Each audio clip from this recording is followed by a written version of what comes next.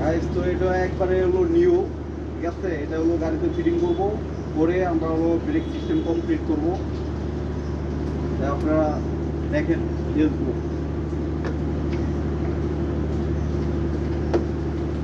ওই মুরব্বি আমাদের মাঝে এখন, মুরব্বি আমাদের উস্তাদ নিয়ে আমাদের 14 বড় ভাই, উনি গাড়িটা নিয়ে আসছে।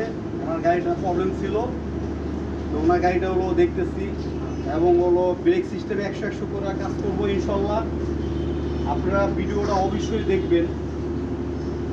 আর নেক্সট ভিডিও আমরা করবো ইনশাল্লাহ, আরও ভালোভাবে করতে চাই কাজগুলা, ভিডিওগুলা আপনারা দেখবেন।